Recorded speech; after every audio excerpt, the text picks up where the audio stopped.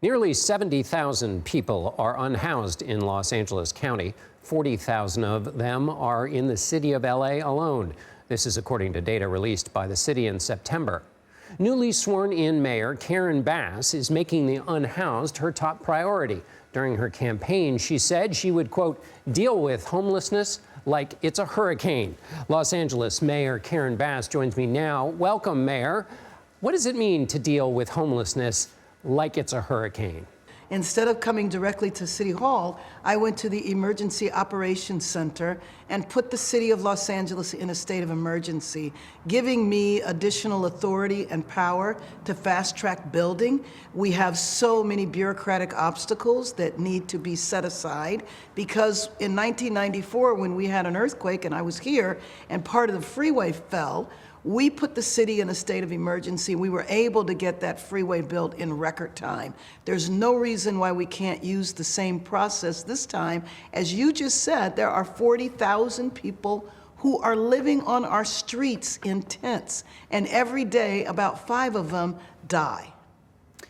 So the idea is give you the power necessary to deal with the problem. Often people are with you on that idea. They want to take care of the homelessness problem the same way you do, but then they see where you're likely to build these houses, and that's where they start to lose their support. How do you solve that problem? Well, first of all, it's twofold. People want to see building done, but that is going to, even if we fast track it and build in the fastest way possible, it's still going to take months. So what we have to do today is we have to get people out of tents and into temporary housing. And I want to take the lessons that we learned from the pandemic and use master leasing, leasing out entire motels and hotels. And what a lot of motel owners found was that during the pandemic, they didn't mind master leasing because it gave them a sense of stability and income. And so that's the process that we're going to use. But in terms of, I don't want building built in my neighborhood, what I have learned is on the campaign trail, I went through many areas that typically don't want housing built in their neighborhoods. But what I found in numerous examples was neighbors were willing to say, not on this block, but you can do it here. And so what I said in my speech on Sunday is that, number one, we have to build housing everywhere because the areas that are struggling economically are already severely overcrowded. We have to build housing everywhere, but the best way to do it is for the neighbors to get together to say, this is where the housing should go in my neighborhood. So while you're working on the housing piece, let's walk through some of the challenges that either lead for people to experience homelessness, or that once they've experienced homelessness, that might need to be tended to keep them from experiencing homelessness again. Go through what you think are the most important other factors. Sure. And where are you going to find the resources to take care of those challenging issues?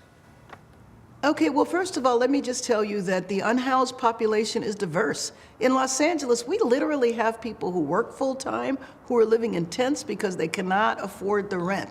Obviously, those people just need a hand up, and we need to do that. But I think you're referring to some of the more complex issues, such as mental health and substance abuse. There is no way to solve this problem in Los Angeles City if we are not lockstep with Los Angeles County, which is why on day one, when I declared a state of emergency, standing next to me was the chairwoman, the president of the Los Angeles County Board of Supervisors. In Los Angeles, the county delivers services, the city builds. We have to be joined at the hip.